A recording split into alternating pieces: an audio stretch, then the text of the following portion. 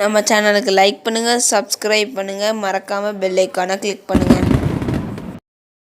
வாங்க மல்லி சமையலில் இன்றைக்கி நான் மிளகாத்தூள், தனி மிளகாத்தூள் அரைக்க போகிறேன். அதுக்கு பாருங்கள், 1 கிலோ மிளகாய் எடுத்திருக்கேன், 1/4 கிலோ காஷ்மீர் மிளகாய் எடுத்திருக்கேன். இப்போது இதெல்லாம் நம்ம காம்பை கிள்ளி காய போட்டுடலாம். அந்த காஷ்மீர் மிளகாய் எதுக்கு போடுறோன்னா நல்லா கலர் கொடுக்கும், அதுக்காக. இப்போ காம்பெல்லாம் கிள்ளி இங்கே பாருங்கள் காய வச்சுருக்கேன். நல்லா வெயிலில் நல்லா காயணும்.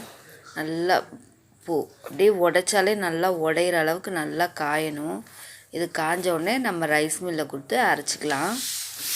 இப்போ பாருங்க, நான் அந்த பழுத்த மிளகாலாம் தனியாக எடுத்து வச்சுட்டேன். சொத்தையாக இருக்கும் இல்லைங்களா, சொத்தை மஞ்சள் கலரில் இருக்கிறதெல்லாம் எடுத்து தனியாக நம்ம அதில் போடக்கூடாது, எடுத்தாச்சு. இப்போது இது நல்லா காயட்டும். பாருங்கள், முதல் நாள் போட்டேன், நல்லா வெயில் ஓரளவுக்கு தான் இருந்தது. 2வது நாளும் போட்டிருக்கேன். பாருங்கள் போட்டு 2 நாள் போட்டு எடுத்துட்டேன். நல்லா காஞ்சிடுச்சு மிளகா. பாருங்கள் நல்லா உடையுது, நல்லா சவுண்டு, நல்லா கலகலன்னு சவுண்டு கேட்குது. இப்போ இதை நம்ம காஞ்ச உடனே ஒரு கவரில் கட்டி காற்று போகாமல் வச்சுக்கணும். இப்போ ரைஸ் மில்லில் கொடுத்து அரைச்சிடலாம். பாருங்கள் சூப்பராக அரைச்சிட்டு வந்துட்டோம். எவ்வளோ கலர்ஃபுல்லாக இருக்குது பாருங்கள் மிளகாத்தூள். இதை தான் நான் யூஸ் பண்ணுவேன். நம்மளே அரைக்கும்போது நமக்கு ரொம்ப நல்லது.